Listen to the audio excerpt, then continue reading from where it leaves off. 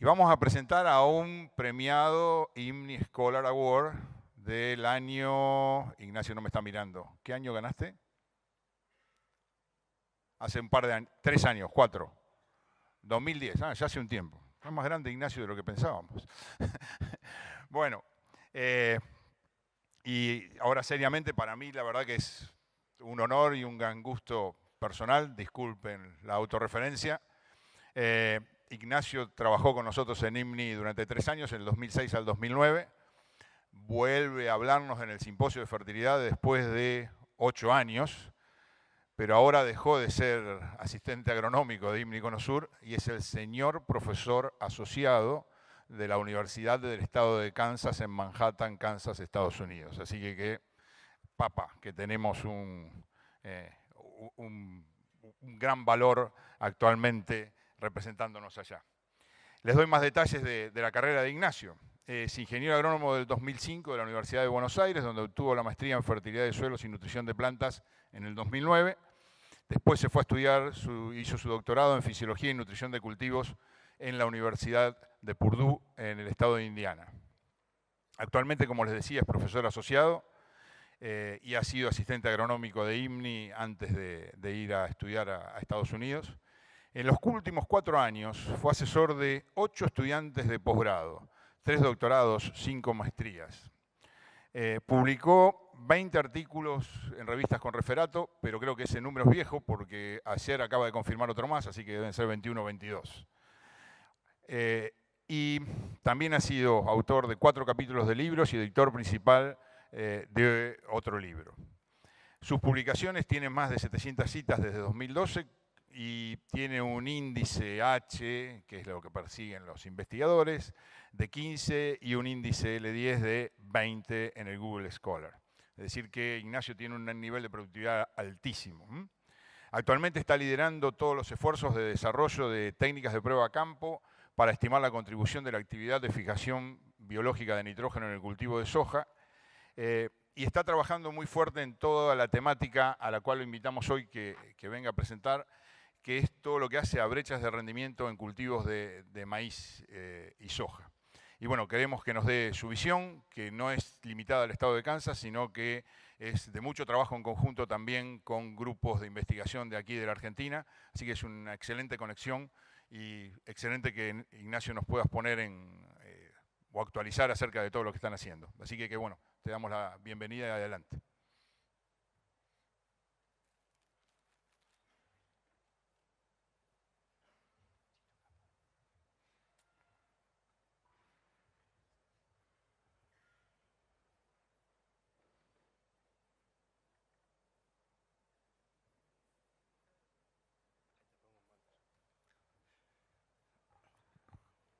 Bueno, primero que todo como Fernando decía, es un lujo poder volver a estar acá después de 8 años.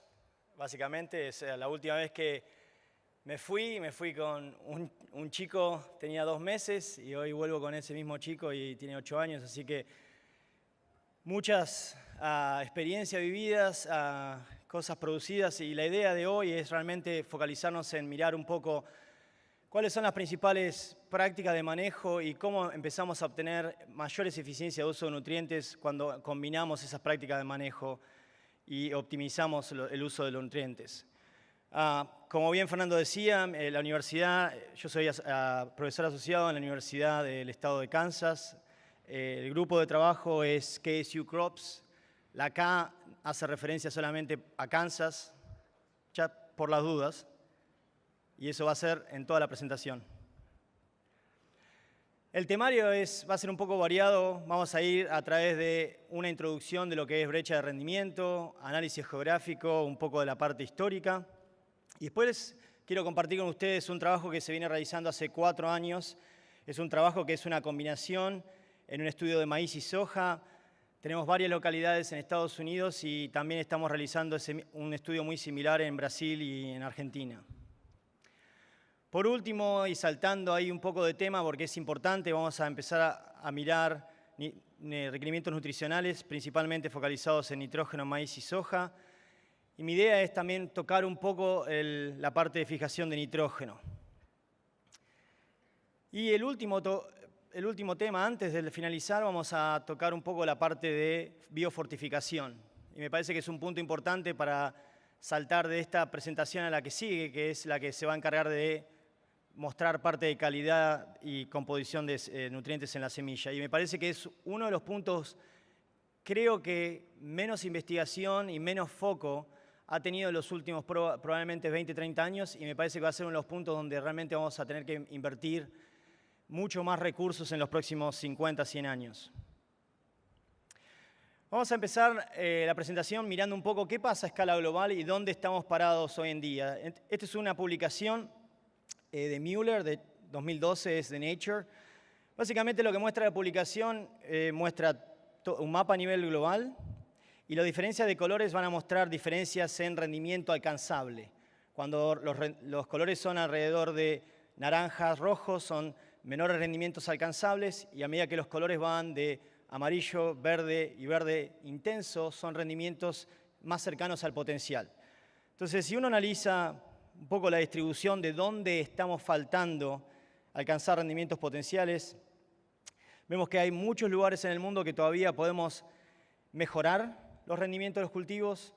Las brechas son alrededor de más del 70%, y vemos que en otro lugar del mundo, incluido en nuestra parte, esas brechas de rendimiento, cuando uno piensa más que nada en prácticas de manejo, son menos del 30%. Pero un punto importante que vamos a tocar es la heterogeneidad. Vemos que en los últimos años hay muchos productores que se especializaron y empezaron a invertir muchísimo más en ambientes de alto rendimiento y mucho menos en ambientes de bajo rendimiento. Entonces vemos muchísima más disparidad y heterogeneidad en la parte de rendimientos. La principal pregunta de esta publicación también fue decir, bueno, ¿cuáles son los principales componentes que limitan esos rendimientos? Acá otra vez presentamos un mapa a nivel global. En rojo son zonas limitadas principalmente por nutrientes, en azul limitadas por nutrientes sin agua, y en verde están nada más marcando zonas que están muy cerca del rendimiento potencial. Principalmente quería destacar las zonas rojas y azules. Esas zonas son principalmente limitadas por nutrientes y agua, ¿ok? Entonces, uno de los principales puntos de la publicación, para finalizar, fue que aproximadamente 75% de todas esas regiones podía cerrarse o aproximar a cerrar las brechas de rendimiento solamente aumentando la aplicación de nutrientes. No solo es aplicar nutrientes, sino también mencionaban en esa publicación la forma de aplicación, lo que es el balance de nutrientes. Así que tenemos este panorama global, y a partir de ahí empezamos a construir cuáles son los principales componentes que nos ayudarían a alcanzar cerrar esa brecha. Esta es una publicación, hicimos varias revisiones en los últimos años, en el 2012 y en el 2014, parte de mi doctorado y parte de mi postdoc, donde miramos los últimos 150 años aproximadamente y buscamos información en maíz. Y básicamente colectamos alrededor de 160 publicaciones en maíz que presentaban información en nutrientes, ¿sí? En nitrógeno, fósforo y potasio. Lo que le presento es un análisis muy simple, y la idea de este análisis es antes de meternos en la parte de la investigación, es entender cuáles fueron los cambios principales en rendimiento en maíz. Las líneas verdes van a mostrar líneas donde son positivas, las líneas azules son donde es cero, no hubo cambio, y las líneas rojas donde es negativa. Si vemos las figuras, primeramente estamos mirando cambios en rendimiento en los últimos 120 años, desde el 1880 hasta el 2012. En 1886 fue una de las primeras publicaciones que se hizo en maíz en la parte de nutrición y absorción de nutrientes en los tejidos. Y lo que pueden ver en esa publicación, básicamente esa línea verde muestra que los rendimientos aumentaron a través del tiempo en maíz. La pregunta principal que uno siempre hace es, ¿ese aumento fue debido a qué? Cuando uno trata de mirar, el principal componente que realmente explica ese aumento de rendimientos es la biomasa. O sea, que cambios en biomasa, principalmente, y no sobre todo cambios en partición, no hubo cambios significativos en la cantidad de biomasa que está yendo al grano, pero hubo mucho más cambios significativos en cuánta cantidad de biomasa producimos hoy en día. La segunda pregunta fue empezar a entender absorción de nutrientes. Y en absorción de nutrientes es algo muy similar. El nitrógeno sigue a la tendencia de la biomasa, ¿sí? A medida que uno aumenta y ve cambios progresivos en biomasa, se ven cambios progresivos en nitrógeno. De vuelta, la pregunta al final del día es, ¿la planta de maíz es hoy más eficiente en mover ese nitrógeno al grano? En términos generales, nuestra respuesta es no. Básicamente es lo que sí se aumentó, es principalmente la cantidad total absorbida, ¿sí? Posteriormente, hacia el final de la presentación, vamos a hablar un poco de qué está pasando en el grano, porque es un punto muy interesante. Nosotros estamos viendo que el nitrógeno absorbido aumenta debido a aumentos en biomasa, y eso también viene acompañado por aumento de rendimiento. Pero la pregunta es, ¿qué pasa en el grano? Resumiendo, cambios en rinde estuvieron asociados a cambios de biomasa, principalmente, y esos cambios de biomasa son los que realmente están acompañando ese cambio esencial en lo que es absorción de nitrógeno con muy leves aumentos en la eficiencia. Ahora saltamos a la parte de soja, brevemente para introducir este tema y estos dos cultivos. Estos son algunos de los cambios. Este es un experimento que estamos desarrollando en los últimos 2 años en colaboración con INTA Oliveros. Tenemos diferentes variedades para diferentes décadas. En colores rojo ven variedades antiguas del 1980, en verde del 90, en azul del 2000 y las amarillas son del 2010. Y básicamente tratamos de mirar entre 2 regiones, Estados Unidos y Argentina, usando las variedades en diferentes momentos y viendo básicamente cuál es el rendimiento relativo, el cambio histórico. Y uno lo que puede ver es que las variedades del 2000, 2010 son donde uno realmente ve que los rendimientos obtenidos son los más altos, y uno ve que las variedades del 80 y el 90 son donde los rendimientos obtenidos son los más bajos. Hasta ahí todo parece muy sencillo. Estamos mostrando cambios progresivos y aumentos en lo que es rendimiento en soja históricos. La pregunta que sigue es principalmente ¿qué fue lo que cambió? Entonces en este gráfico estamos mostrando el rendimiento en barras azules, de vuelta de las mismas variedades, y en barras rojas es el número de granos. O sea, principalmente los cambios en rendimiento en soja fueron basados en cambio en mayor número de granos. Cuando uno mira el peso de granos, uno podría esperar una tendencia negativa, y eso ocurre en muchas situaciones. A mayor cantidad de granos, el peso se cae. En este caso, de vuelta en azul, el rendimiento, pero en verde es el peso. Y algo importante para destacar en el peso es que uno ve qué ocurre con el peso. Básicamente no cambia. No cae, no aumenta, pero no cambia. Y es un punto importante. Tener variedades modernas que tienen mayor número de granos, mayor número de vainas, pero tienen peso y sostienen los pesos, es un número importante y es una causa muy fundamental para entender el aumento de rendimiento en soja. Ahora volvemos a este análisis histórico. Ahora estamos terminando esta publicación. Esta va a ser una nueva publicación. Básicamente estuvo liderada por un estudiante de doctorado en mi grupo y en colaboración con Víctor Sadras. La idea fue hacer un análisis muy similar, es mirar datos históricos en soja, buscar publicaciones que tengan contenido de nutrientes y encontramos desde 1921 hasta el 2016. Un punto importante, encontramos menos observaciones. Eso nos puede decir algo. Hay mucho más inversión que está yendo al maíz, mucha más investigación en la parte de nutrición en maíz que en soja, ¿sí? Punto 1. Punto 2, si miran la figura, generalmente la densidad de puntos aumenta mucho más desde el 95 o el 90 en adelante. O sea que realmente estamos viendo que a partir de ese momento es donde realmente hay mucha más inversión en la parte de entender la nutrición. Nuevamente, rendimiento histórico aumenta, tendencia positiva, cambios en índice de cosecha muy leves, pero positivos, principalmente cambios en biomasa, ¿sí? Mayores biomasas, mayores tamaños de plantas generan mayores rendimientos. Ahora la pregunta, ¿qué pasa con nitrógeno? Nitrógeno siguiendo la tendencia de biomasa, lo mismo, cambios positivos, y nuevamente el índice de cosecha con mucha más variabilidad también termina siendo positivo. O sea que en este caso, comparando con el maíz, no solo tenemos, en resumen, cambios en rendimiento asociados principalmente a biomasa, pero también tenemos levemente asociado a índice de cosecha de materia seca que se mueve hacia a las vainas y hacia las semillas, y de nitrógeno también. Y eso hace que incremente la eficiencia. Cuando uno mira cuánto rendimiento esa planta produce por unidad de nitrógeno en planta, la eficiencia se incrementa. Ahora bien, esto fue un breve resumen de dónde estamos hoy, después de varios años de investigación. Empezamos este estudio empezó en el año 2013 y se sigue manteniendo, este año ya fue sembrado. Básicamente es un estudio que lo tenemos en Kansas, donde estamos mirando, como ven ustedes en la figura, maíz y soja irrigados y maíz y soja en una fase de secano.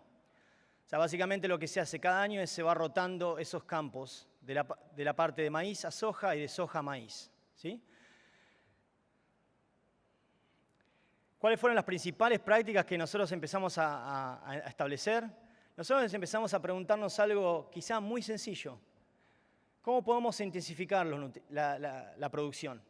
A ver, tenemos muchísimas informaciones en los últimos 5 años que nos hablan de brecha de rendimiento, ¿sí? Nos hablan de brecha de rendimiento, nos comunican que hay muchas brechas de rendimiento en diferentes lugares. La consulta siempre es cuáles son los principales limitantes para realmente alcanzar el rendimiento potencial. Entonces, diseñamos un sistema en soja y en maíz con una idea muy simple. La idea era tratar de establecer 5 tratamientos donde uno miraba el primer tratamiento que se llama PC, es práctica del productor, prácticas comunes. En ese caso, en la parte de soja usamos 270.000 semillas, en maíz 74.000. El espaciamiento entre hileras era 76 centímetros y básicamente tratamos de no aplicar ninguna fertilización, ni siquiera fungicida. O sea, básicamente bajo en lo que es el costo de insumos. Después nos movimos a la idea de nutrición balanceada. Empezar a mirar factores sencillos y comunes, pero ¿qué pasaría si yo fertilizo al cultivo? Entonces, en soja empezamos a mirar fertilizaciones de fósforo, potasio y azufre, y en maíz era nitrógeno, potasio, y fósforo y azufre. El tercer tratamiento, que se llama PI, es básicamente intensificar la producción. Lo que significa es, el productor se encarga de aumentar la densidad. Como ven ustedes, hay un cambio de densidad. En soja vamos de 270.000 a 330.000 casi. Y en maíz vamos de 74.000 a 88.000 semillas. Y el segundo cambio importante en ese tratamiento es también el espaciamiento entre hileras, ¿sí? Vamos a tratar ese tema brevemente. En ese caso es 38 centímetros. Como ustedes ven, no hay ningún tipo de práctica de fertilización en ese caso. No hay ningún tipo de otro manejo de input. Posteriormente desarrollamos un tratamiento que se llamaba intensificación ecológica, que la idea de intensificación ecológica era combinar los tratamientos 2 y 3. O sea, lo mejor de los 2 tratamientos y tratar de mostrar cuál sería el potencial y la mejor combinación. Y por último, es otro tratamiento que se llama como Plus, y la idea del más es decir, bueno, ¿qué pasaría si yo me quedo corto en nutrientes o me quedo corto en la aplicación de productos químicos? Entonces se aplicaron 2 veces en lo que es parte de micronutrientes y 2 veces en la parte de productos químicos. Sería como una especie de no limitantes sin mirar mucho la parte económica. O sea, teniendo esta idea la vamos a desarrollar durante toda la presentación. Vamos a empezar primeramente por lo que pasa en maíz. Esto es básicamente los datos de maíz y lo que estamos mostrando son 4 cultivos promedio en la rotación. La parte de secano es la parte donde ustedes pueden ver en su parte derecha y la parte irrigada en la izquierda. Básicamente, algo muy claro en maíz. Acuérdense, la primera barra es lo que es la práctica común, sin utilización de insumos. Después viene la nutrición balanceada. Posteriormente viene lo que nosotros denominamos la intensificación del sistema sin nutrientes. Y el punto cuarto y quinto es donde estamos optimizando. En el quinto es quizá un poco de más. Principalmente, rápidamente, si uno mira estas figuras, lo primero que ve es que hay mayores rindes en la parte de nutrición balanceada. Nutrición balanceada en maíz es el número 1. Básicamente, si uno se pregunta qué exactamente, en este caso fue nitrógeno. O sea, uno puede intensificar la producción, uno puede poner menos espaciamiento, uno puede poner más semillas, pero si no tiene nitrógeno, ese maíz no produce. Fíjense en que las brechas de rendimiento en algunos casos son de 3 toneladas. En muchos casos ven que la parte del control o la parte donde el productor invirtió un poco más es exactamente lo mismo. En la parte que el productor invirtió en poner más semillas, mejor espaciamiento, pero no puso nutrientes, no pudo obtener los efectos de esa nutrición balanceada. Y por último, lo que vemos es que cuando uno mira estos dos tratamientos que son como el óptimo y un poco más arriba de ese óptimo, básicamente no hay muchas diferencias. O sea que si uno mira esos dos tratamientos, las barras verdes y azules, prácticamente es lo mismo. Este es un punto importante en maíz porque maíz es un cereal, es muy dependiente del nitrógeno y esto realmente confirma básicamente que el punto principal en maíz, número uno, es la nutrición balanceada. Ahora bien, cuando uno compara, por un segundo, vamos a usar la barra verde como nuestra barra máxima potencial y vamos a comparar esa barra menos el tratamiento de los otros, ¿sí? Y vamos a calcular lo que nosotros le denominamos brecha de rendimiento. Fíjense en la brecha de rendimiento. Cuando mayor es la brecha, significa que nuestro rendimiento fue menor, ¿sí? Fíjense en lo que pasa en la práctica del productor. Las brechas de rendimiento son muy altas. O sea, el productor está perdiendo 2 o 3 toneladas en la parte de secano, 1,5 toneladas en la parte irrigada, no alcanzables por la falta de uso de inputs. Fíjense en lo que pasa en la parte intensificada, muy similar. Ahora, si uno se basa en el medio del gráfico, donde es la nutrición balanceada, en ese caso es incluso lo opuesto. Muestra básicamente que esa nutrición balanceada rindió exactamente lo mismo o más que lo que nosotros denominamos como potencial. Este es un punto interesante porque, de nuevo, marca que cuando uno está mirando sistemas de cultivos, tiene que mirar todas las prácticas en combinación. Y cuando uno implementa una práctica como aumentar la densidad o el espaciamiento, o disminuir espaciamiento sin focalizarse en maximizar el uso de nutrientes, básicamente no obtiene el beneficio final. En este caso vimos brechas que fueron muy variables, pero alrededor de entre 1 y 2,5 toneladas, y generalmente los rendimientos en la nutrición balanceada y el tratamiento que tenía todos los inputs fueron similares para maíz. Ahora bien, quería frenar un segundo en maíz porque hay algo muy interesante. Siempre estamos hablando de requerimientos nutricionales, ¿sí? Nosotros hay una publicación que siempre es muy famosa, fue publicada en el 2008, que es, nosotros siempre mencionamos cuáles son los requerimientos nutricionales en maíz y mencionamos dos componentes, absorción y extracción. Esta figura muestra eso, básicamente, muestra los requerimientos nutricionales de nitrógeno en kilogramos de nitrógeno por toneladas de maíz. Los puntos negros muestran la variabilidad de ese requerimiento. Ese requerimiento puede variar de entre 9 kilos de nitrógeno por tonelada hasta 15 kilos de nitrógeno por tonelada. Eso cuando uno mira en rendimiento, ¿sí? Fíjense en lo que pasa en biomasa, cuando uno mira la absorción total. Absorción, el maíz no tiene tanta variabilidad. En maíz la absorción es menos variable y uno está diciendo que los valores están alrededor entre 19 hasta 23 unidades de nitrógeno por tonelada de biomasa producida. Estamos hablando de biomasa total, es absorción, no extracción. Si uno los compara con esos valores, estamos básicamente en maíz muy cercanos. Si uno mira la absorción, el valor promedio que nosotros utilizamos es 22 kilos de nitrógeno por tonelada, y si uno mira la extracción, es 15. Un punto importante para todos ustedes es pensar siempre que estos niveles de extracción no son constantes, son variables. Y están variables en función del rendimiento. O sea, si ustedes pueden obtener información local, si ustedes pueden hacer análisis de nutriente en grano, van a poder empezar a realmente sintonizar y realmente mirar cuánto es la extracción real que ustedes vienen de esos lotes. Esto es nada más para mostrar lo que es la variación en maíz. Ahora bien, cuando uno mira el nitrógeno, un tipo de curva similar de absorción de nitrógeno es la siguiente, ¿no? El nitrógeno se vuelve fundamental y se vuelve importantísimo en maíz cuando el maíz entra en la etapa de alta necesidad y requerimiento de nitrógeno. ¿Cuándo ocurre eso? Eso empieza a ocurrir desde 8 hojas y el maíz empieza a ocurrir hasta el periodo casi de llenado de granos. Hay una fase lineal donde el maíz se vuelve ultra dependiente del nitrógeno. Y fíjense en que el principal cambio, si uno quiere volver a la parte histórica que pudimos hacer, fue que hoy en día nuestros híbridos producen más. Esos híbridos que producen más biomasa, necesitan más nitrógeno. ¿Sí?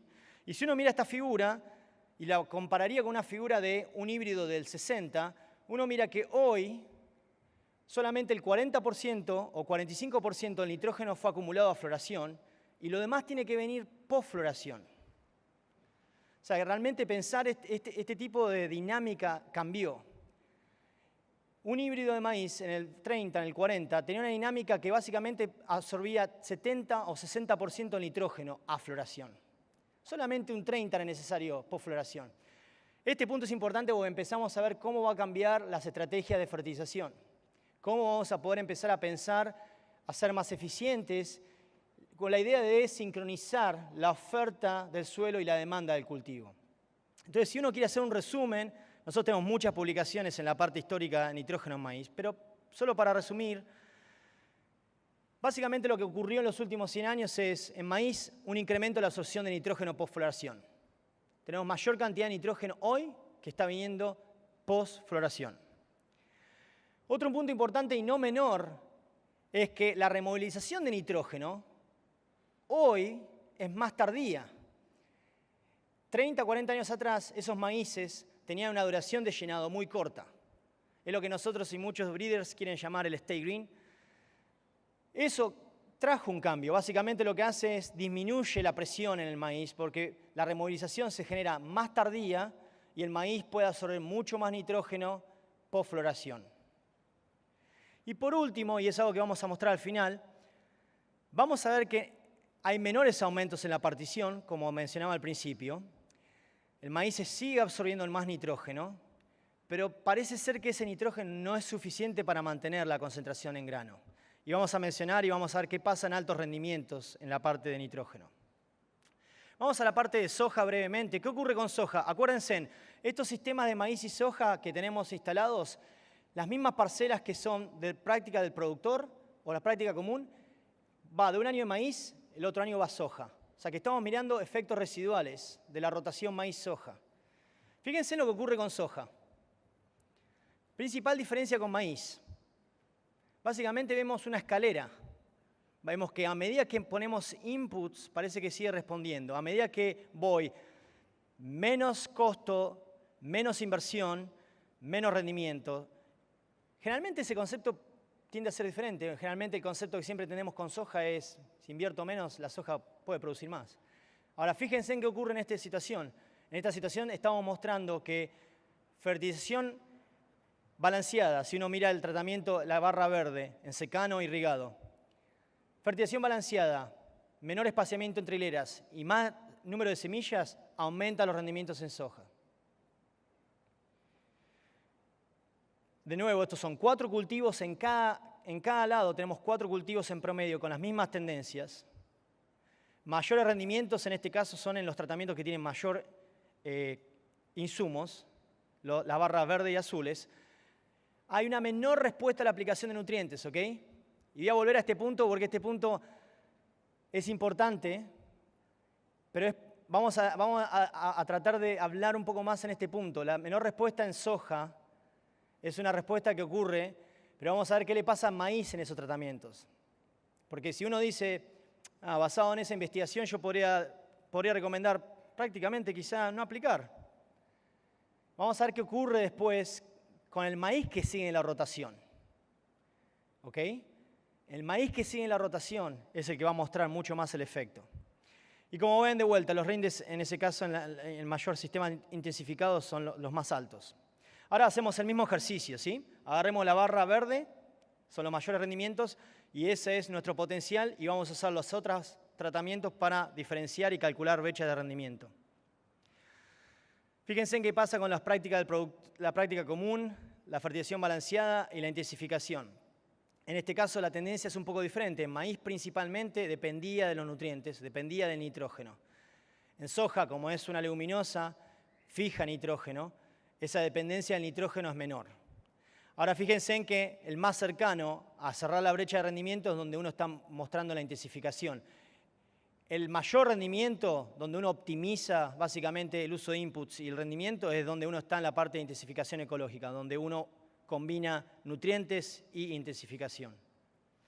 En este caso, las brechas de rendimiento fueron muy similares. Si uno lo piensa, de 1.5 a 2 toneladas, en términos relativos son muy importantes comparadas con la del maíz, muy superiores. O sea que en soja realmente podemos incrementar rendimientos. Y cuando uno mira cuáles son los ejemplos, este es un ejemplo de situaciones que ocurren en el campo. ¿Por qué menores espaciamientos aumentan los rendimientos? Básicamente, uno de los principales factores por los cuales no podemos incrementar rendimientos son espaciamiento entre hileras, intercepción de luz.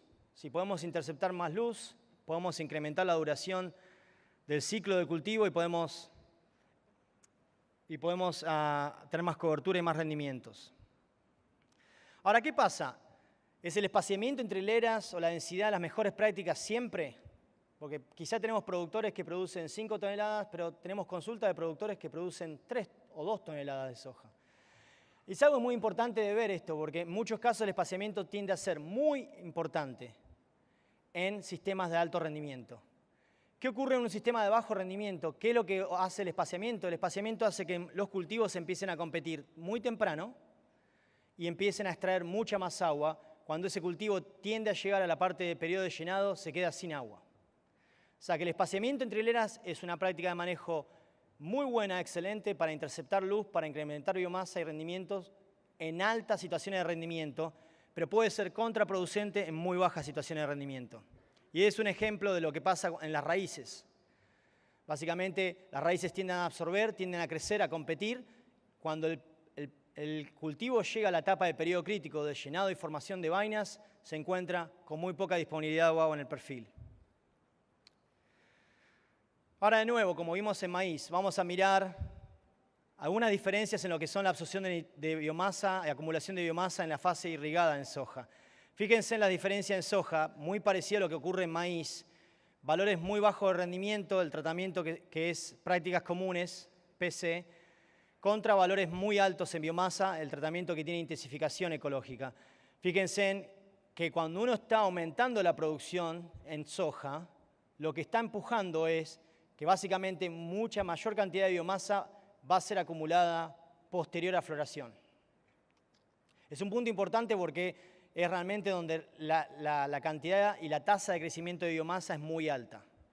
Hay mucha más presión en los sistemas de producción y se ve que básicamente a floración se llega con mucha menos proporción de biomasa en cantidad, no en términos absolutos, si bien los términos absolutos los valores son muy similares, pero en términos relativos se llega con menor proporción de biomasa y uno tiene que acumular 84% de biomasa posterior a floración en lo que es la parte de soja. ¿Qué pasa con nitrógeno? Uno esperaría que nitrógeno seguiría la misma tendencia y básicamente nitrógeno sigue exactamente la misma tendencia, ¿sí? Y esto nada más para, de nuevo, mostrar la dinámica del nutriente para entender dónde uno tiene que realmente proteger el canopeo, dónde uno realmente ve que el cultivo está formando sus nutrientes. En la parte de nitrógeno se ve exactamente lo mismo. La fase lineal aumenta posterior a floración y se ve un cambio de nitrógeno importantísimo. En este caso, en este tratamiento que fue uno de los más altos rendimientos, llegamos a valores de nitrógeno en planta cerca de 500 kilos. ¿Sí? Lo voy a mencionar de nuevo para que sea claro. Llegamos a valores de nitrógeno en planta cerca de 500 kilos. Así que vamos a hablar un poco al final de la parte de fijación para estar seguros que estamos haciendo las mejores prácticas también en eso. Mayor acumulación de nitrógeno post-floración, mayor proporción en las etapas en sistemas más intensificados. Fíjense en un detalle no menor, que la cantidad y proporción de hoja es mayor. O sea, soja es un cultivo que depende muchísimo en el canopeo y en la producción de hojas, ¿sí? Así que producción de hojas y tener canopeos que son bastante saludables, sin enfermedad, básicamente nos ayudan a mantener esa demanda y esa presión en el sistema hacia el final del cultivo. De nuevo, vamos a jugar con lo que hicimos en maíz. Pensemos cuál es el requerimiento de soja. Fíjense en esta figura. Muestro requerimiento nutricional en nitrógeno en soja, kilogramos de nitrógeno por tonelada producida. a diferentes niveles de rendimiento. Yo no encuentro mucha diferencia. O sea, una soja que produce 1, 2, 3, 4, 5 o 6 toneladas generalmente tiene una variabilidad muy similar y la cantidad de nitrógeno que requiere ese cultivo es muy alta. Acuérdense que estamos hablando de un cultivo básicamente proteico contra un cereal que es básicamente almidón, acumulación principal.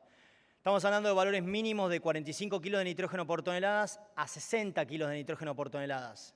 Esos valores son muy cercanos y parecidos a los valores que utilizamos en esas tablas que generamos en el 2008. Si alguien se pregunta cuál es el objetivo de mostrar esta figura, lo cual puede ser una excelente pregunta, la idea es mostrar que hay muy poca variación en soja. El nitrógeno en soja está muy regulado y está regulado fuertemente. ¿Qué ocurre si hay una falla en la inoculación? Vamos a hablar posteriormente de la parte de fijación brevemente, pero hay que empezar a pensar en el costo de la fijación, hay que empezar a pensar en cómo vamos a obtener mejores estimaciones, porque estamos hablando de cantidades de nitrógeno en soja que son muy importantes.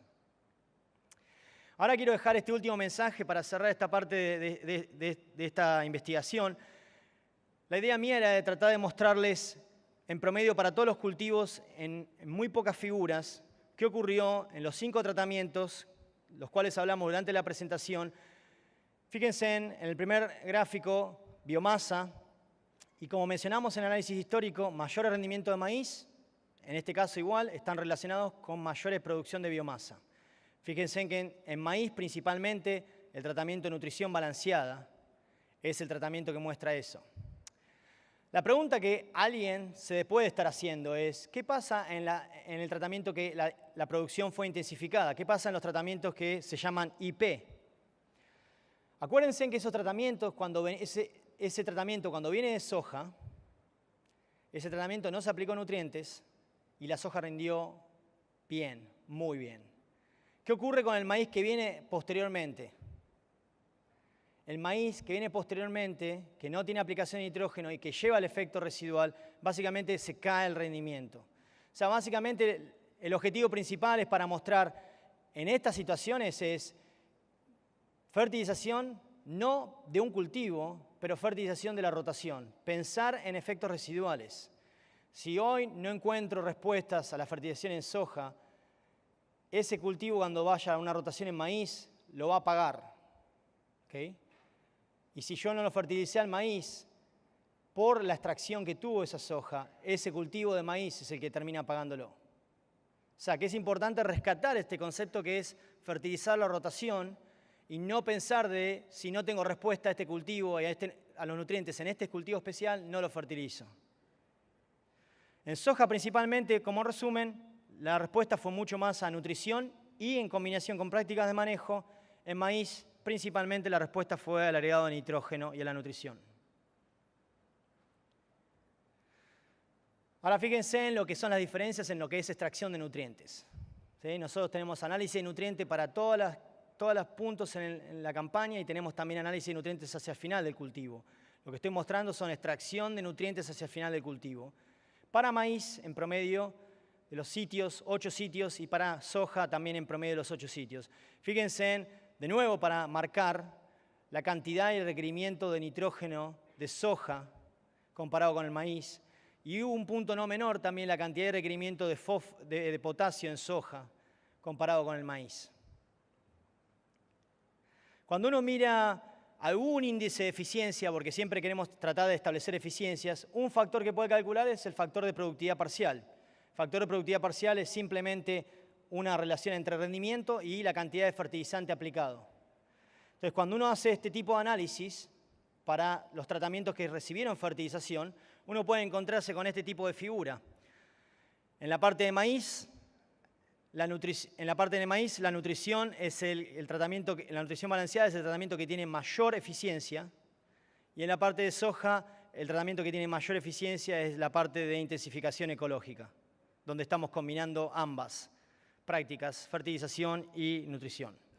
De nuevo, para marcar que no solamente es que estamos aumentando rendimiento, sino que estamos incrementando la eficiencia del uso de nutriente, y que si yo estoy nada más focalizándome en aplicar nutrientes sin incrementar o sin utilizar mejores prácticas de manejo, voy a perder en la parte, por ejemplo, de soja, eficiencia en el uso de esos nutrientes. Ahora bien, vamos a terminar la presentación brevemente, hablar un poco en la parte de nitrógeno. Vamos a decir, básicamente, vamos a tocar puntos breves en qué sabemos de nitrógeno en soja. Sabemos que el nitrógeno es absorbido del suelo, sabemos que es derivado de la fijación. La pregunta es, ¿cómo lo determinamos? Un método que estamos desarrollando a campo es el método ureído. Es un método muy sencillo, básicamente la planta transporta nitrógeno que viene de fijación y el transporte de nitrógeno es en la forma de ureídos. El método básicamente lo que llama es en la colección de tallos. Se cortan las ramas, los peciolos, se sacan las hojas y se colectan los tallos al inicio del llenado de semillas. ¿Cuál es el objetivo principal? Le voy a mostrar brevemente una investigación que lo que hicimos el año pasado fue mirar 33 sitios de Estados Unidos, en 33 localidades, y la idea era tratar de entender un poco más el nivel de fijación de nitrógeno en soja. Para eso dijimos, bueno, vamos a probar nitrógeno en soja y ver si podemos inhibir la fijación. Hay muchos trabajos publicados, entonces hicimos unos tratamientos muy simples de no aplicar nitrógeno, un control, aplicar nitrógeno a la siembra, 112 kilos, un tratamiento, otro tratamiento aplicar la misma cantidad en B4 y el cuarto tratamiento aplicar la misma cantidad en R2, R3. Básicamente cuando uno mira los rendimientos, la frecuencia o la probabilidad de respuesta en soja, la aplicación de nitrógeno es muy errática. Espero que no hayan esperado que íbamos a decir que no es así, es muy errática. Lo que uno tiende a ver es que hay leve tendencia, y vamos a decirlo de vuelta, leve tendencia a incrementos en rendimiento cuando uno aplica tardíamente. Aplicaciones en siembra o B4 no muestran diferencias con lo que es un control. Aplicaciones tardías muestran un leve incremento en lo que es los rendimientos en soja. Fíjense en que los valores de rendimiento son muy altos. En promedio, el año pasado, para estos tratamientos fueron de 5.000 kilos. Ahora, la pregunta es, ¿qué es el ureído? ¿Cómo se mide? Bueno, el ureído básicamente es tratar de identificar una fracción de nitrógeno que es parte del cultivo de soja y es parte importante en el transporte de nitrógeno de los nódulos hacia las hojas.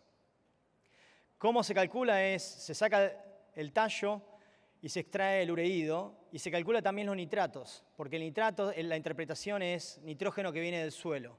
El ureído, la interpretación, es un nitrógeno que viene de la fijación. Se calcula lo que nosotros denominamos la abundancia relativa de ureídos, o ARU. La abundancia relativa de ureídos es básicamente una relación que muestra la proporción de ureídos en total de nitrógeno en el tallo. Ureídos y nitrato. Ahora les voy a mostrar esta figura que es el promedio de los 33 sitios. ¿Sí? No es un sitio solo, es el promedio de los 33 sitios. Y básicamente lo que muestra es la evolución de la fijación de nitrógeno desde etapas tempranas hacia el final del cultivo. Y fíjense, casi como de un libro de texto, la fijación de nitrógeno aumenta hasta el periodo de R6, donde alcanza su pico máximo, y a partir de ahí, durante el periodo de llenado de verano, se empieza a declinar. Es el momento donde la planta compite y la fijación compite con la planta por la semilla. Entonces, la planta necesita decidir en continuar esa fijación por el insumo de carbono que necesita o empezar a invertir todo ese carbono en la parte de semillas. Y eso es lo que ocurre hacia el final del cultivo, la fijación empieza a caer por una competencia en la parte reproductiva. Ahora bien, hablamos de 4 tratamientos, ¿no? Fíjense en esta figura, los círculos oscuros, se ven el control sin fertilizante. Fíjense en que siempre arriba la fijación es la máxima y llegamos a valores de más del 60% alrededor de R6. ¿Qué ocurre cuando apliqué nitrógeno 112 kilos a la siembra? Fíjense en la parte inicial de la figura. Lo que ocurre es que la ordenada al origen, el punto donde arranca, ese tratamiento es menor. ¿Sí? Arranco en un punto menor y inclusive fíjense en que la planta se trata de recuperar, se llega a recuperar, pero nunca llega al máximo del control. Ahora esto también como de libro, ¿no? Cuando uno, miren, fíjense en el tratamiento que es la aplicación de nitrógeno en B4, 4 hojas, y lo que ocurre es que cuando uno aplica nitrógeno, tiene una lineancia casi de plató y después empieza a subir de vuelta. Lo mismo en el R2, si miran la parte del control hasta el segundo punto, cuando uno aplica en el R2, también pasa lo mismo. Entonces, fíjense en que la fijación se inhibe parcialmente. Este es un punto muy importante, no hay una inhibición total. Hay una inhibición que es parcial. Y lo otro que hay que rescatar es la plasticidad. Plasticidad como un término de flexibilidad de la fijación para recuperarse. Nunca llega a recuperarse, nunca llega al valor máximo, pero siempre tiende a recuperarse. Así que si uno mira en términos generales, uno puede pensar que la aplicación de nitrógeno temporariamente inhibe la fijación y en términos promedios, alrededor del 60% en estos sitios era lo que encontramos con promedio de fijación. Ahora bien, uno de los análisis que vamos a seguir desarrollando este año, estamos sembrando 30 sitios. Van a ser el último año del experimento, son 30 otros sitios en 2017.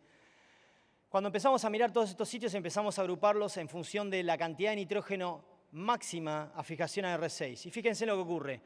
Tenemos sitios que en R6 fijaron muy poco, medio y mucho. ¿Sí? O sea, tenemos sitios que se consideran bajos, medio y alto. Niveles de fijación de 50, 70 y 80%. Entonces, la pregunta que yo me hago es, yo soy un productor, ¿dónde estoy? No es lo mismo estar en 50, 70 o 80. A ver, vamos al punto de cuánto nitrógeno necesita la soja. 300, 400, 500 kilos. Si estoy en un 50% de fijación, básicamente ese cultivo puede estar muy limitado. En valores donde uno está, en regiones donde están valores de 70, 80%, es donde uno puede pensar que la fijación debería ser suficiente para suplir la necesidad y la demanda de nitrógeno del cultivo.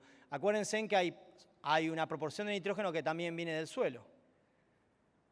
Tampoco vamos a pedirle al suelo que nos dé 300 kilos de nitrógeno.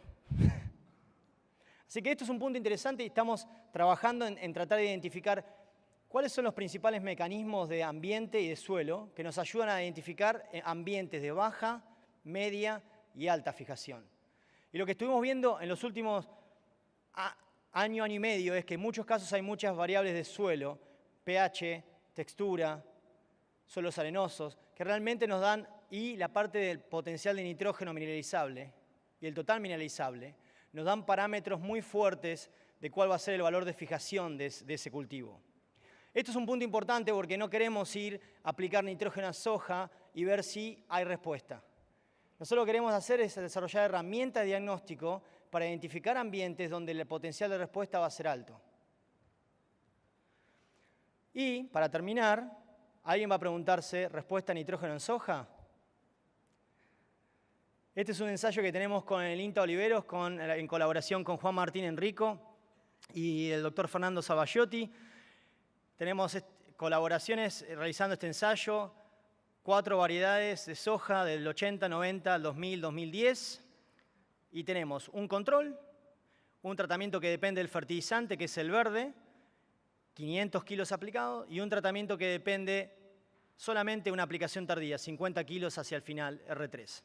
Ahora fíjense en qué ocurre. En el control se ve que a medida que uno va de la primera barra a la marrón a la cuarta, cambiando los genotipos, se ve que el rendimiento aumenta, genotipos modernos tienen mayor rendimiento, pero algo interesante para ver es que tiende a haber una leve tendencia que los genotipos modernos muestran una leve respuesta a nitrógeno. Fíjense en las barras verdes y la última barra verde, y fíjense en la barra naranja, en la última barra naranja, y fíjense en que esta tendencia es muy parecida en ambas localidades, ¿sí?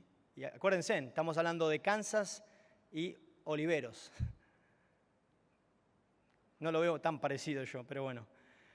Si fijan los niveles de rendimiento, en Kansas tuvimos niveles de rendimiento con la aplicación de nitrógeno de 20% y en Oliveros de 5%.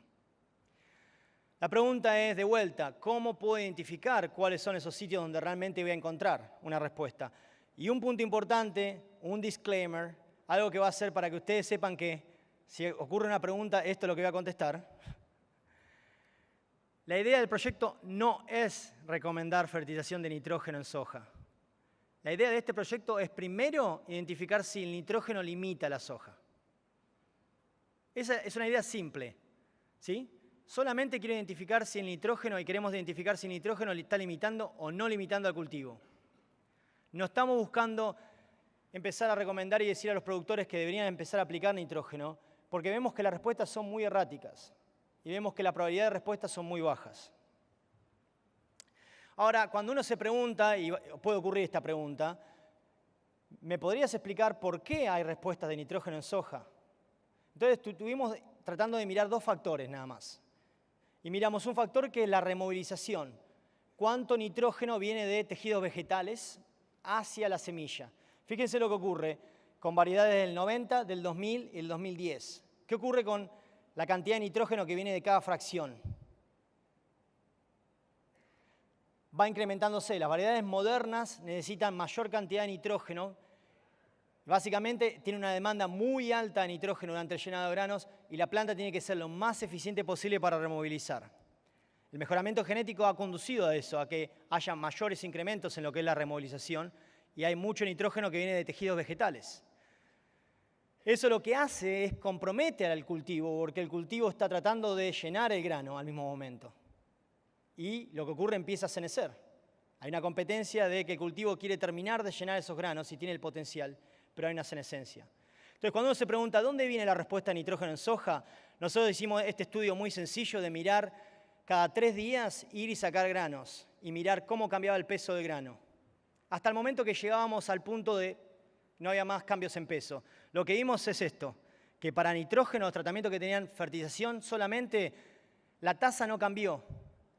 La tasa de llenado no cambió en ningún momento. La tasa de llenado, cuánto miligramos de materia seca poníamos en esa semilla es la misma. Lo que cambió es que con nitrógeno aumentamos la duración del llenado. ¿Cuánto? 5 días. La pregunta que ustedes se hacen es, 5 días. ¿Cuánto es 5 días? Para estos niveles de rendimiento fueron 5.000 kilos, 5 días fueron casi 750 kilogramos. O sea, no es menor pensar que sí hay una limitante y pensar que la limitante está en la parte de la duración. Por último, para terminar, solamente les quiero mostrar esta figura que es para empezar a pensar en la presentación que sigue. Calidad. ¿Sí? ¿Cuál es el concepto de biofortificación? Es no solo fertilizar el cultivo por rendimiento, pero empezar a fertilizar y pensar en el cultivo para aumentar calidad.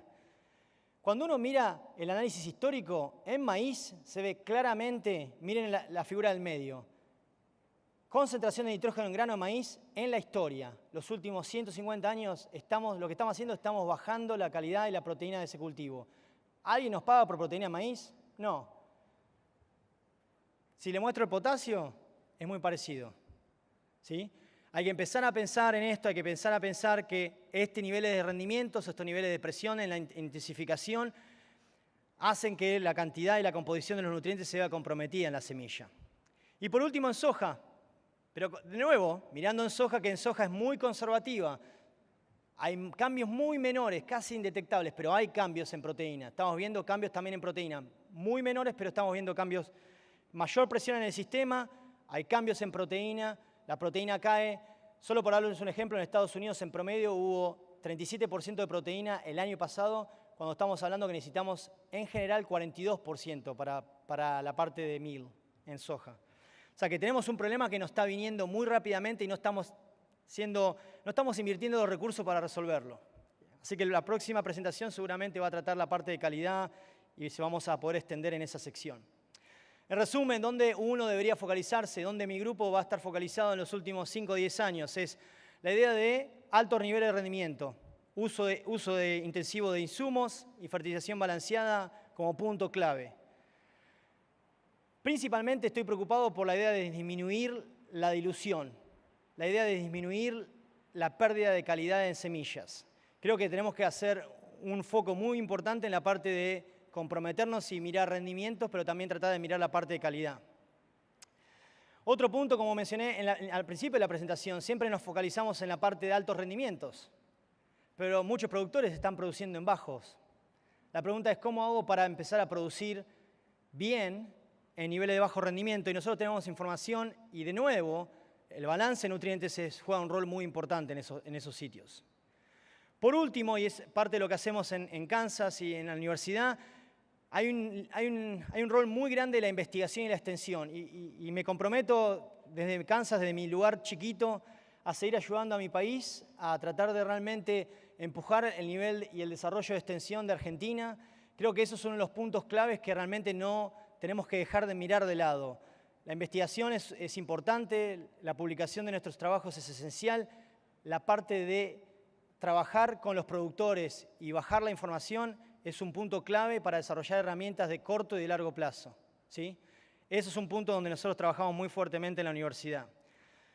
Así que con eso, básicamente, estos son parte de nuestros niveles de producción y un agradecimiento muy grande a la gente del IMNI, que es uno de los sponsors más importantes de este proyecto. Y por último, como ustedes saben, toda esta información no es solamente yo produciéndola, es todo el grupo que trabaja conmigo, así que para ellos todo mi agradecimiento porque realmente ellos son los que mueven el día a día y yo soy, como ellos llaman, the idea guy, el hombre que viene con ideas. Así que con eso estoy disponible para las preguntas. Muchas gracias. Mataste todo. Gracias, Nachito. Sentate, vamos a hacer 2 o 3 rápidas y listo. Bueno, le agradecemos la presentación y la visión a Ignacio y vamos a hacer 3 o 4 preguntas. Si las contestás rápida, Nacho, son más, si no menos. Cuando quieran, Guille, Nico, Inés.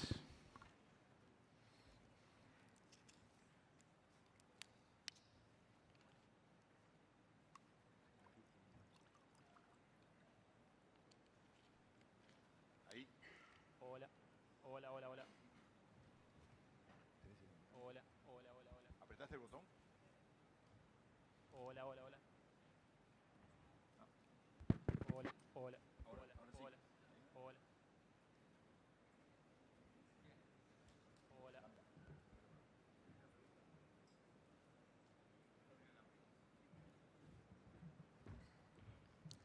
Mientras se solucione ese problema, a ver si yo puedo entender la pregunta aquí.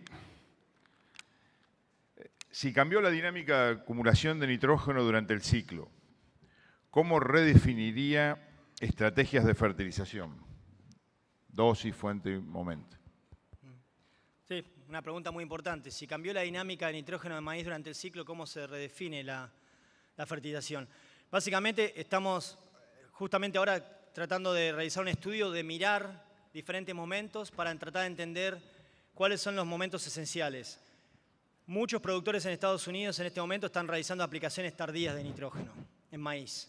Cuando hablo tardías es una práctica que se está haciendo muy común hoy. En muchos casos dicen que fue parte de la publicación que nosotros tuvimos, pero están realizando aplicaciones a floración o incluso aplicaciones de nitrógeno posterior a floración. Y la idea principal es, de nuevo, sincronizar la oferta con la demanda del cultivo. Si nosotros podemos empezar a hacer ese tipo de prácticas de manejo, minimizando el costo, o sea, vamos a maximizar el uso de nutrientes. La siguiente, ahora ya pueden. Ignacio, ¿qué fuente de nitrógeno y forma de aplicación usaron? Todo el nitrógeno que se aplicó es parte de urea, 46%. Y la forma de aplicación generalmente lo que se hace es se divide 1/3 a la siembra, 2/3 a B6. Bien, ¿y esperás diferencias con uso de nitrógeno de liberación lenta o colocaciones profundas a la siembra?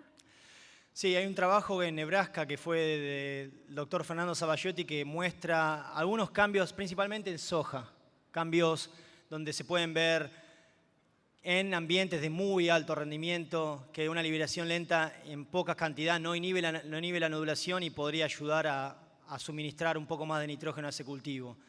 De nuevo, muchas de estas preguntas son parte de investigaciones que tenemos que focalizarnos en los próximos años.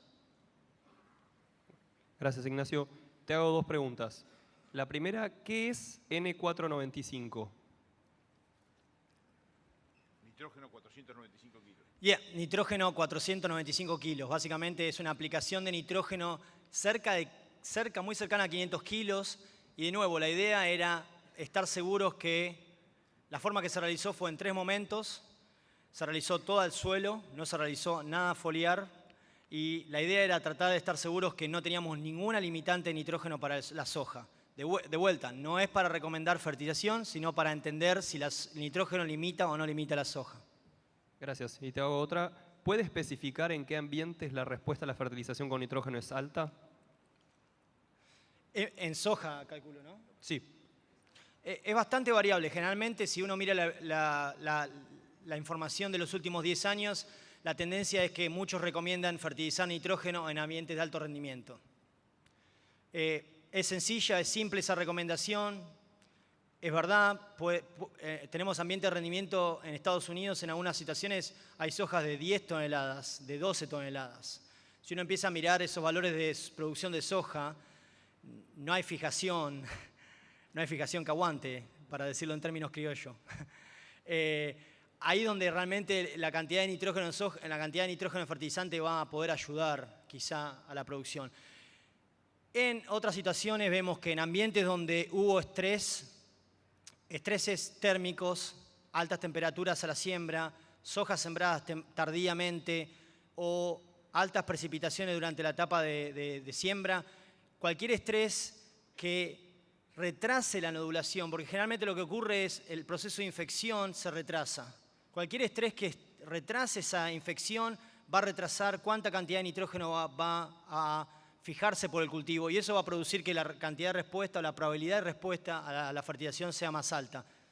Lo que siempre nosotros decimos es, como una práctica recomendada en soja, inoculación, pero como una especie de seguro. Bien.